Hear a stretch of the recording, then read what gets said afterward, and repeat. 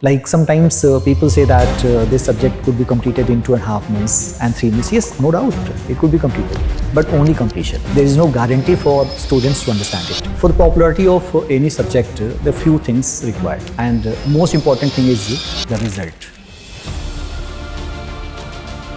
So do you think it's useful to remember or at least refer to the original text of all these thinkers that we study? Oh my God!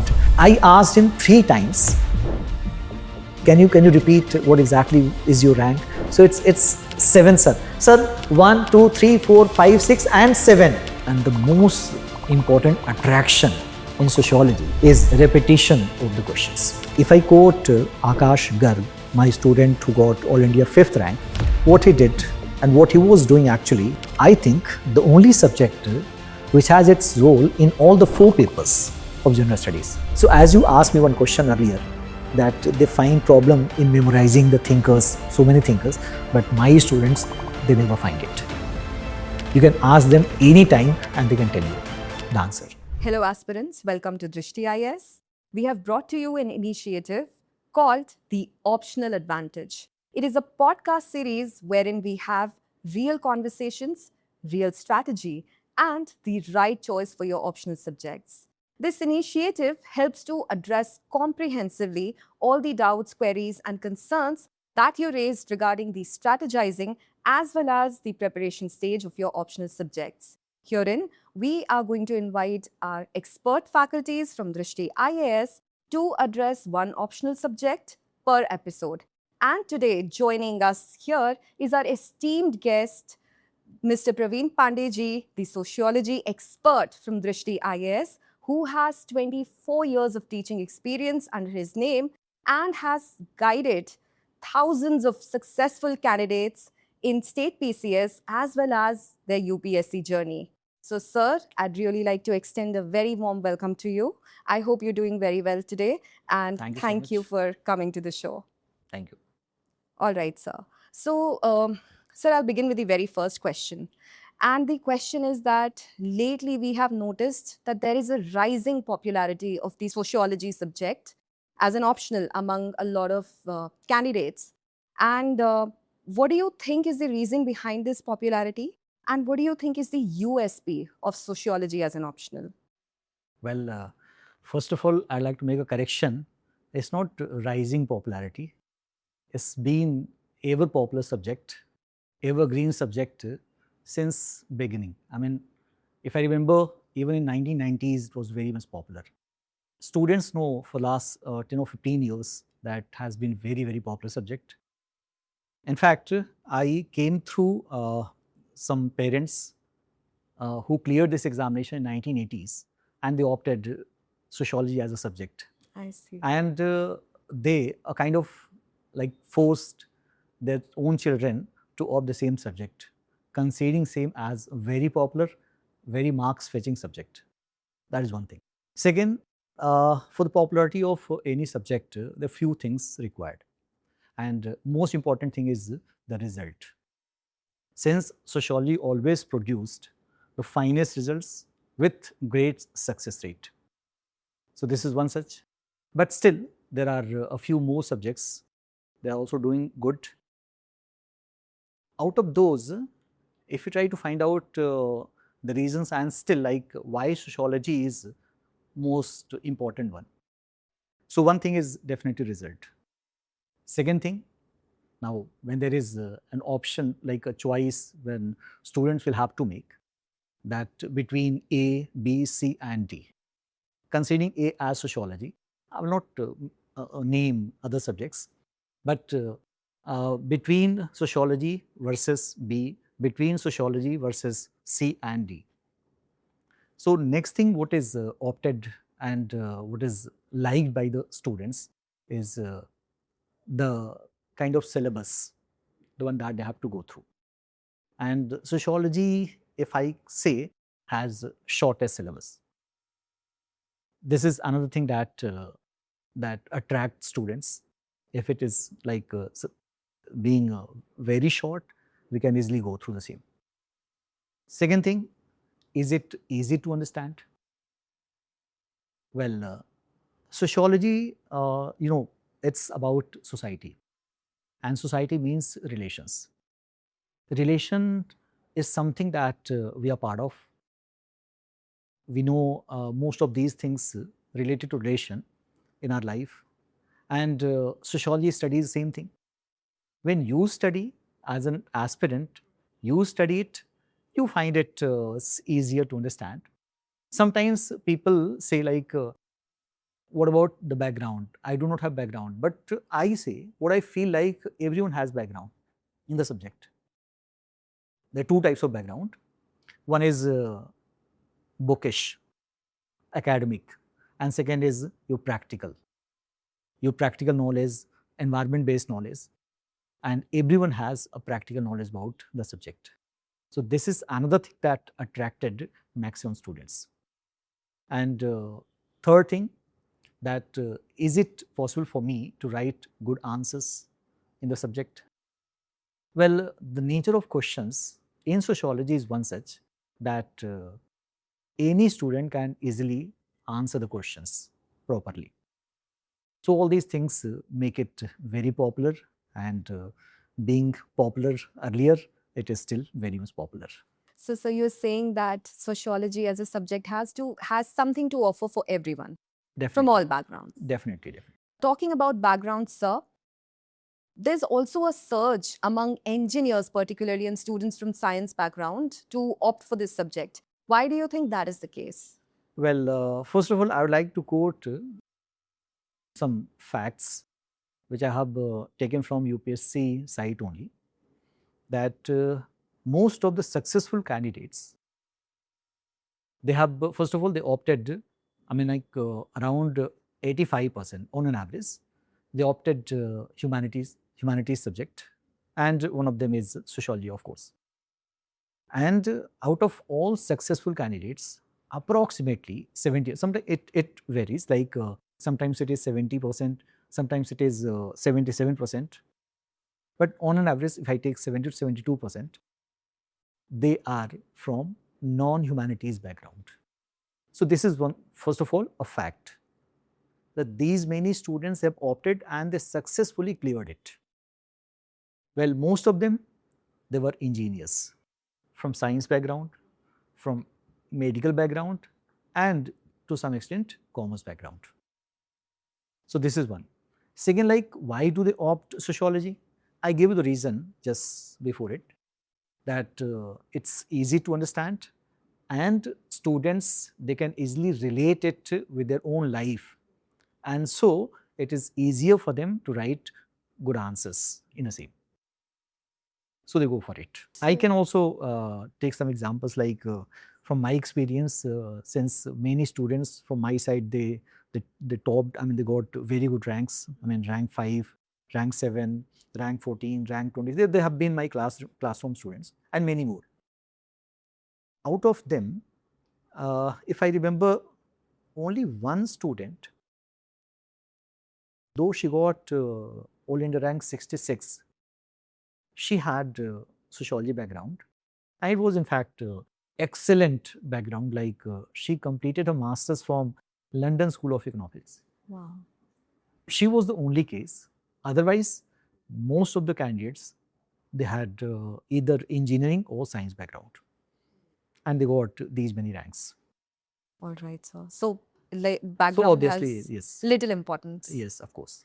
All right, sir. So also in one of the earlier answers, you mentioned that the brevity of the syllabus is one of the factors, that the fact that the syllabus is so brief, limited, is one of the reasons that so many students opt for it. Is it a myth about sociology, or is it genuinely like a limited syllabus? And how long does it take to cover these syllabus as compared to, let's say, your other optionals, which are touted to have larger syllabus? No doubt it has very short syllabus, but for a new student, in fact, even though it is short, but a new student always needs time to understand the concepts, the theories, and to implement the same in one's own answers. So it requires, definitely it requires time. Like sometimes people say that this subject could be completed in 2.5 months and 3 months. Yes, no doubt, it could be completed, but only completion. There is no guarantee for students to understand it. But if I take the same like 4 months, 4.5 months to complete, the way I do in my class, that is something like you go through the classes, understand the concepts, and if the revision is also added into it, that will make it admirable, and it's something which is praiseworthy from side of the students. Like we are not only understanding, we are in a position to retain the concepts, and it means that after completion of the entire syllabus, we are in a position to take up the question paper, mains question paper, to write the answers properly. So, well, not 2.5 months, but if we take 4 months, 4.5 months, that will definitely make it in a very proper manner. Then after, there is no requirement of doing it for 2 years, 3 years, something like that. That much time is sufficient. That's the reason some students sometimes they clear this examination in the very first attempt. I remember one of my student, Saurabh Sharma, who got All India rank 23. When he joined me, he was in his 4th year of BTech. And that time his age was approximately 20 years. He was not in a position to take up this examination that time itself. Minimum age, as you know, It's 21 years 21 needed. years. And after 1 year, when he was in the age to write this examination, he took it, and finally the result is very obvious, like he got All India 23 rank in the very first attempt. But it's all because that he was able to write the examination that time itself. He completed, he understood, and he was well prepared for the same. So, well, in that way, 4 to 4.5 months, that is the proper time. So basically, 4.5 months of comprehensive coverage. Comprehensive coverages. All right, sir. What do you think is the right time to start preparing for the optional paper? It depends on the student's position. Like those who are going for 27. So I would say like it's time like June, July, if they take admission in June. If they have to take admission, if they have to study under some guide, then June, July time is perfect time for them. Right about now. Yes. If they have a longer planning like 28, 29, then they have to decide later on. Sometimes students opt even in December batch. Like suppose they have to go for 27. So in that case, they can opt even in December, because again, like they are in a position to complete, comprehensively complete, and to be ready for the examination. Sir, you said it's a high scoring, high yielding paper. I'm saying this is what the facts say. Sure, sir. Sir, so how can somebody score 300 plus in this paper? It mustn't be very uncommon either. Well, no doubt in sociology and other subjects also, students score 300 plus. It depends on the way they have prepared, and the way they have understood the nature of the question. What exactly is the demand in the question? If it is possible for the students to understand it properly, and accordingly, if they have to write, you know, the number of pages given, 2 pages and maximum 3 pages to write. So if they write their answer properly as per the demand, and apart from that, they go for some value addition. What is value addition?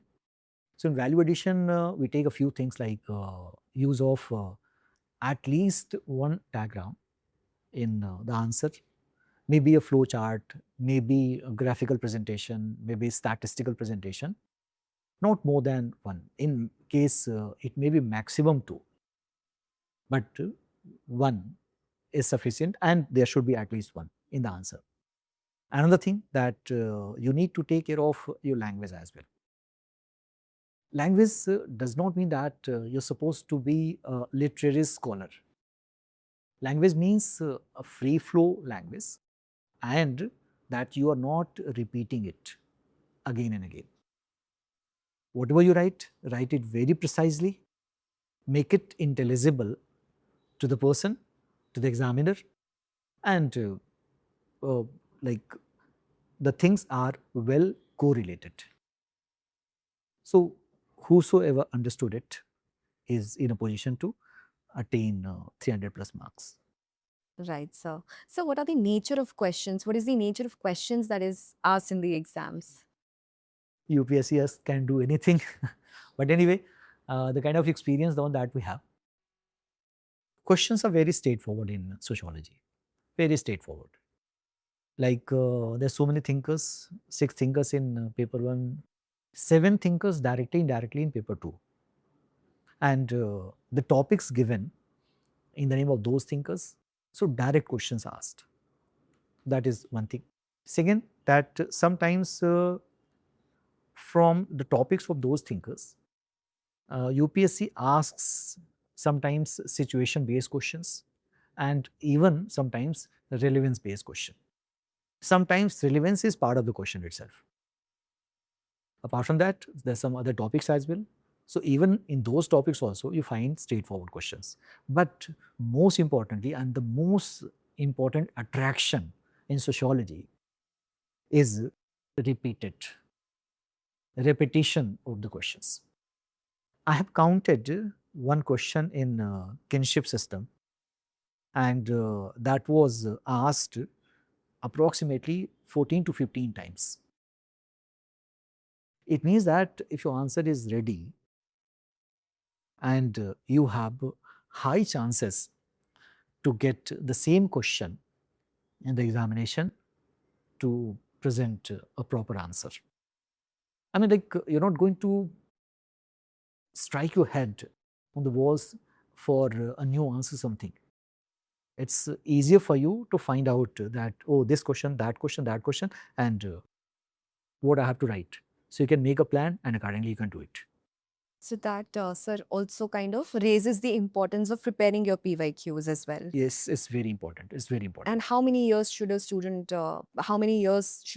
refer to while preparing PYQs? Minimum 10 years. At least 10 So years. 10 to 15 years of questions are sufficient. All right, sir.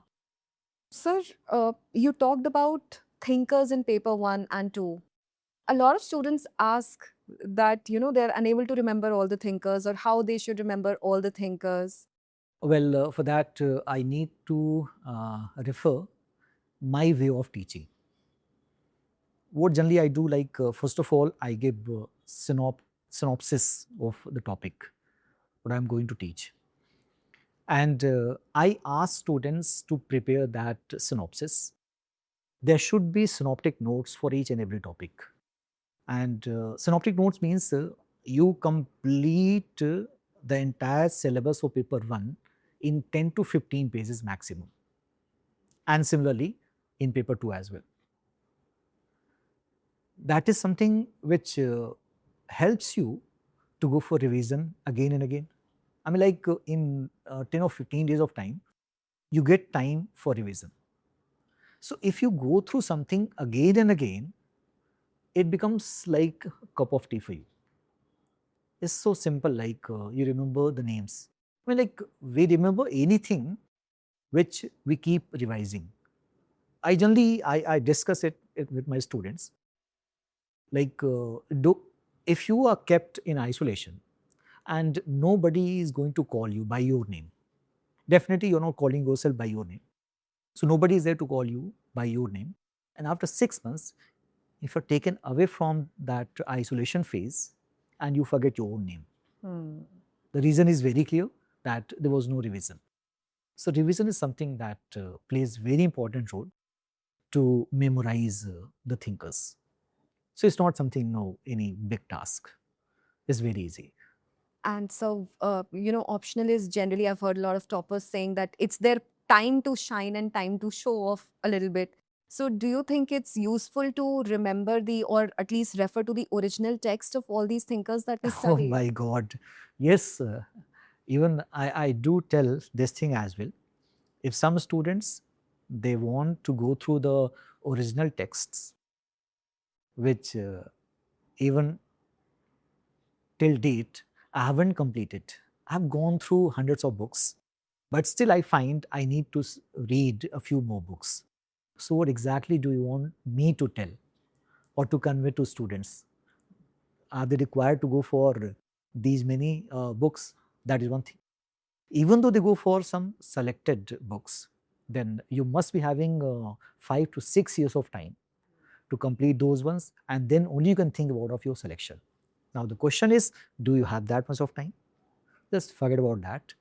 And what we are doing, like this, I mean, this is our role to provide you the selected notes, selected areas in those topics, and to provide you very stipulated notes for the same, the one that you have to use in the examination, wherein there is the combination of both the conceptual part as well as how it is relevant in today's society, and that helps a lot. So yes, there is no question about going through the original texts by the students. That is definitely not possible. Today, students that do not have time for around 5, 6 years, 7 years, they have taken only 2 years, 3 years of time, and within that they have to study everything, not only optional, they have to complete their 4 papers in general studies, they have to complete their essay and other things. It's not possible. Right, sir. Sir, also quite a few students have complained that, paper one is a bit too abstract. There's a lot of abstraction involved. So how would you suggest that students deal with this abstract syllabus, as they call it? Okay, paper 1 is abstract. Yes, sir. Oh, if they call paper 2 as abstract, to some extent it was acceptable, but paper 1 is scientific. Something which is theoretical means it is scientific. Whenever a theory is prepared, it is prepared in a very scientific manner. It is verified, and something verified is never abstract. So at least paper 1 is never abstract, it is a thinker's paper, and that's the reason students find it very easy to score very good marks in paper 1. They may apprehend in paper 2. So to some extent we can say paper 2 is abstract. But I'll discuss something about paper 2 as well. So the way paper 1 is thinker's paper, I mentioned that even paper 2 also, directly and indirectly, 7 thinkers are there. From 7 thinkers, if we take only one question, and out of 19 questions, the one that students have to write,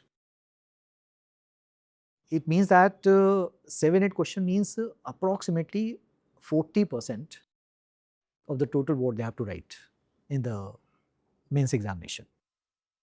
So 40% is completed in the name of thinkers only, even in paper 2. And remaining topics, they're not general based topics. UPSC wants you to take proper researches, and there are fixed researches, the one that you have to take for other topics as well, in maximum cases. Maybe a few questions where UPSC sometimes take current affairs topics and ask question, but just 1 or 2 topics. In maximum cases, researches are fixed. So something which is fixed makes it static. So there is a myth in students or some other people that sociology is a dynamic subject. Actually, it is not. It is static in this particular sense. So make sure that it is static, and you have to take it in a static way only. And it means that once you accepted the same static, you need to search that which research is important for this particular topic. If you go through that research, there's something that is actually appreciated by the examiners, and you get very good marks in the same. So you just mentioned that it's a static discipline, static subject. Does it explicitly overlap with any of the general studies papers? Or is there any way to integrate it with current affairs or all the dynamic elements that are asked in the papers? So first of all, In this subject itself, what is the role of current affairs? I'll discuss first that one, and then I'll discuss its relation with general studies. Use of current affairs in paper 1 cannot be denied, but as I told you, sometimes UPSC asks, and otherwise students will have to incorporate relevance in the answer related to thinkers. So when you incorporate relevance, it means that you have to show something what is going on today in today's society, and that is something you have to find out, you have to figure out from the current affairs. So that is a place where current affairs plays its role in paper 1.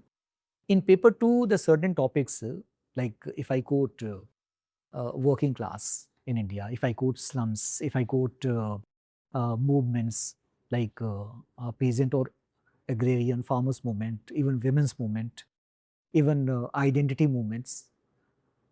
In identity movement, continuously there's one topic which is very important and part of current affairs as well, and that's related to transgender or LGBTQ.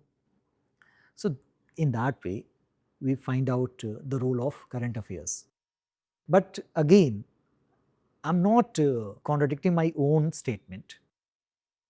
Each and every topic, most of the topics are related to some specific researches. And within that research, you can incorporate some such issues related to current affairs. So that is the way there is possibility of incorporation of current affair. But again, it does not mean that the paper has become dynamic, because 80%, 90% is research, 10 to 20% is incorporation of or possibility of incorporation of current affairs. So that is one such thing related to the subject. Another thing, you asked me like to discuss its relation with general studies. I think that was question. Yes, sir. I think the only subject which has its role in all the 4 papers of general studies. Paper 1 definitely Indian society, it's paper 2 itself. Paper 2 social justice is directly connected to the same. In paper 3, you have internal security, so there is direct connection. Even in economics, there's some topics wherein we provide the social dimensions, whether it's related to poverty, whether it's related to even land reforms. We provide, I mean sociology, we mean sociology. Sociology provides the social dimension in the same. Even in environment, sociology provides social dimension. Environment is no doubt is very scientific, but still we have to see its impact on the society.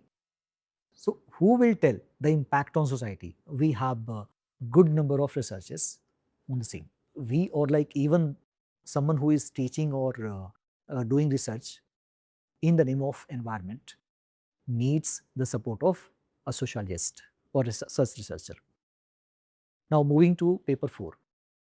Paper 4, that is ethics. In ethics, though there's sometimes, I mean, once there was a question based on Max Weber, directly Max Weber's name was put in and a question was asked, the one that is a very important thinker in sociology. Apart from that, agencies as family and school to control the society, and in that way to put in and to make a balance related to values.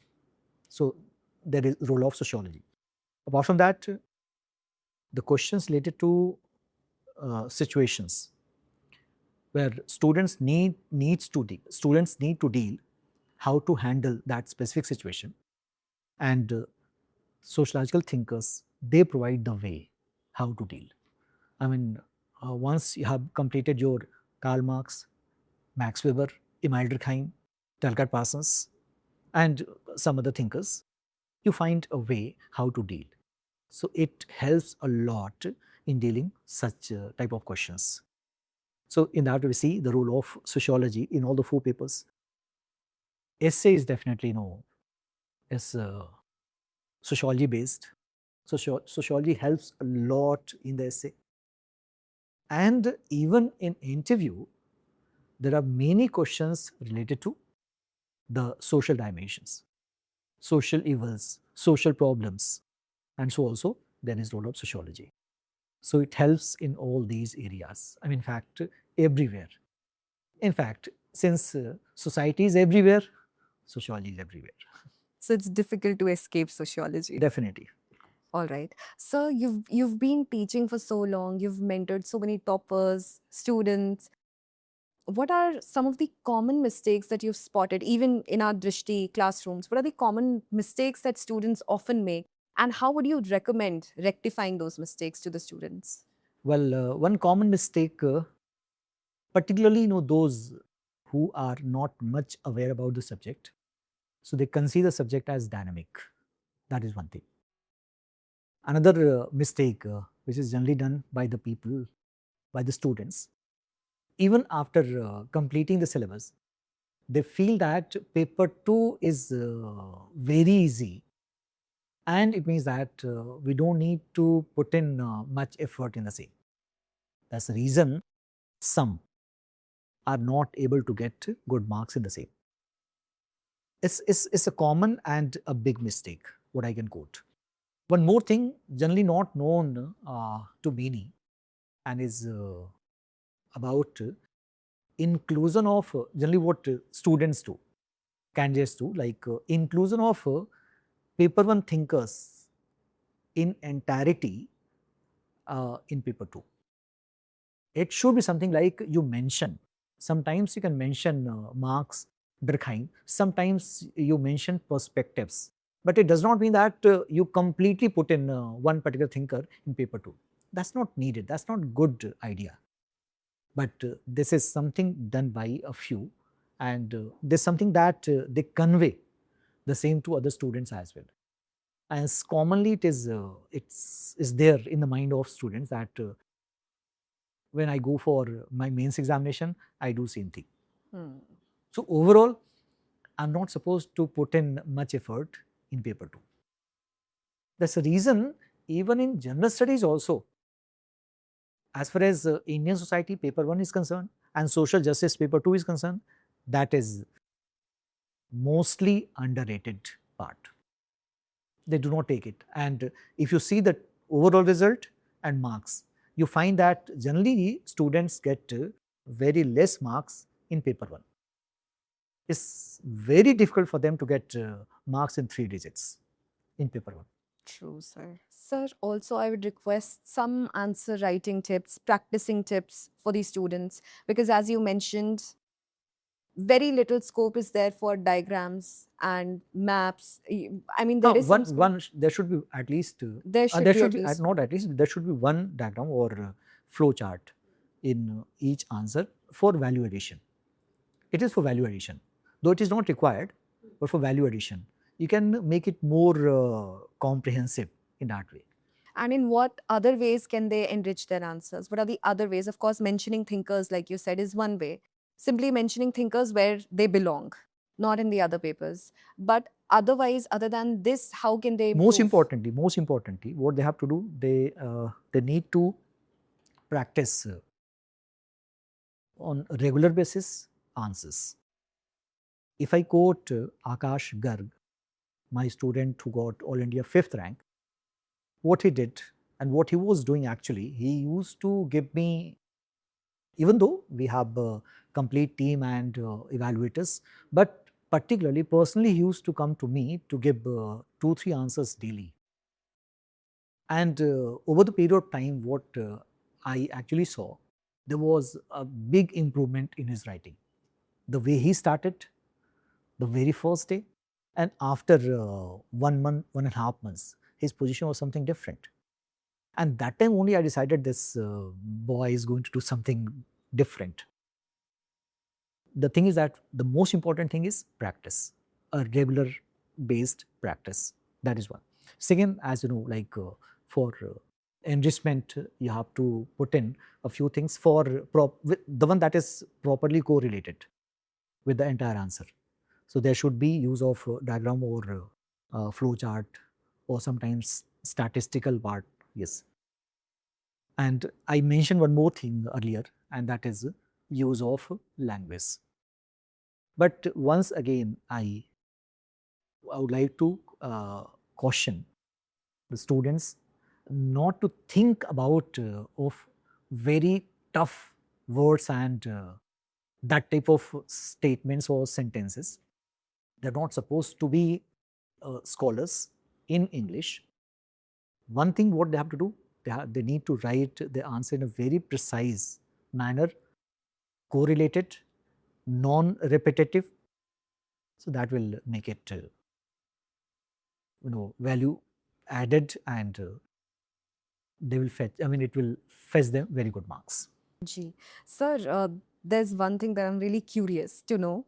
What is it that you love teaching the most in sociology in the classroom? And what are some of the teaching techniques that you employ that keeps the students really engaged? One thing over the period of time, what I realized that students initially, they are very enthusiastic, very curious in the class. But after some time, they may feel like the class is boring, non-interesting, something like that.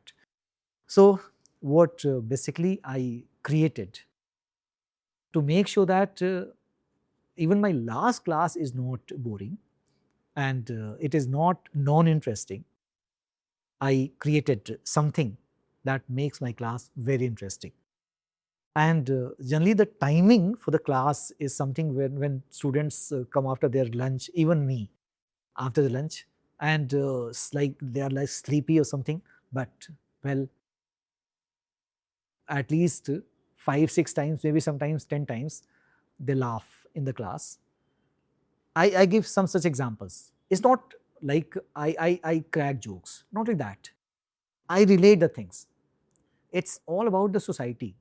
It's about our relations. So I take examples from the lives of the people, and I discuss same with the students. So that makes them understand the topics properly. That is one thing. And second, that it makes very interesting. So this is one thing what I do. Another thing, and if you take one question related to what generally I do in the class, what is my way of teaching? So I told you, like I give synopsis in the class, and then I go for explanation, making it very interesting. Even though I discuss Karl Marx, but a few hundred years back when he discussed his theories, but I would like to relate those theories today. They are able to understand. And apart from that, after completing this whole, I take questions and how to write the answers. And one more thing, that is actually my USP in the class. Generally, I don't think generally people do this thing, because people consider same thing as time taking and time wasting. Why do I do it? But I do the same. That's the reason I take a little more time. I may take more than 4.5 months. It may be 5 months to complete the entire syllabus, and that is the use of revision every day in the class. Again, this is something that may hold students for some time, but later on, after a few days, they start enjoy the same. And what I have seen, the kind of enthusiasm in the class, when they speak together, collectively, loudly, sometimes, yes, what happens that a class which is going, the adjacent class, where some class is going and what I feel, maybe students, they get disturbed. But anyway, this is something that I have to do for the students. And that's the reason, like, they realize that something I found a kind of abstract, but you made it so easy, and after due to revision, we are able to memorize everything. So as you asked me one question earlier, that they find problem in memorizing the thinkers, so many thinkers, but my students, they never find it. You can ask them anytime and they can tell you the answer. So you've certainly made their life easy. Yes, yes, yes. So in fact, I also did a lot of research. What I have to do to make it easier for the students and easier for everything, like to understand and even to write very good answers. That's the reason I produce toppers. So it's not just about making class interesting and that is sufficient. No, from that class itself, students come up with such ranks. Sir, thank you so much for your insights. I have a little interesting segment for you in store, which is our rapid fire round. Oh my So God. I'm going to be asking you some questions and you have to be quick with the answers. Oh. So the very first question, sir, who's your favorite thinker from sociology? Max Weber. Why would you say so? Reason is he has presented a balance of everything. Like he has given a weight to individual creativity. On the other hand, he has been very scientific too. Right, sir. So there is a combination of creativities and a scientific approach. Balance. Balance. So, according to you, is marriage in India losing its relevance as a sociological institution? I don't find it's losing its relevance in India, but no doubt it has already lost its relevance in Western societies. So in that way, though there are certain changes in the institution of marriage, like people go for destination marriages, there is the use of matrimonial sites, columns, but still it is very important and it is highly valued even now. Next question. Who, according to you, is the most underrated thinker in sociology? Underrated thinker is Talcott Parsons. Why, sir? Talcott Parsons, though he presented again very scientific theory in sociology, and particularly he discussed largely comprehensively about the social system. But he was considered a thinker who has done something beyond the time, before the growth of sociology. And that way, it's a kind of myth which spread everywhere. And whether we take Western thinkers, but 30, 40 years back, and the same thing still going on in India even now, and people consider him as presenting a theory which is not much relevant. So even though he is highly relevant in terms of his social action, in terms of the kind of the way he presented pattern variables, the way he presented AGIL model, whereby he could show the kind of changes as well as the equilibrium which is maintained in society, but not much praised. So I find him underrated. Right, sir. So you've been a force behind so many toppers. You've been the guiding force, the driving force. Who is one topper that you admire the most? Don't force me to be biased. In fact, see, I love all students who show their determination, their dedication to their studies, and that will like their performance. Not just about the toppers. Well, as far as toppers are concerned, so I can share some such memories that like Lok Bandhu, I remember I was in the class and he called me and I knew that result is about to come. So I thought, yes, the result aa gaya hai and something is good. And with his shivered voice, he was telling me that he got All India 7th rank. In fact, he was not able to speak properly. I asked him 3 times, can you repeat what exactly is your rank? So it's 7, sir. Sir, 1, 2, 3, 4, 5, 6 and 7. So that is my rank. But with shivering voice, the way. So that was one such moment that even I also started shivering, like this is in fact even my result. Absolutely, sir. And I remember a few students sitting in the class that time. They were also overjoyed with this result, and many of them they got selected. So they came to, after selection, they came to me that my point of inspiration was that particular moment. And we also decided to work hard to get one such rank, and we finally got it. Apart from that, I remember Abhinav Jain, who got all in rank 14 in 2022. I was on a vacation and that time, in fact, there was some problem related to internet connection as well. And he called me that time. I was not able to speak, but something what I heard that he got All India 14th rank. He was almost crying. And even I also had some Tears in your eye. some tears. So that was happiness, of course. So it's a matter of great happiness. Saurabh Sharma, he called me again. I was in the class only, and he called me, and the way he told me, that was that special moment.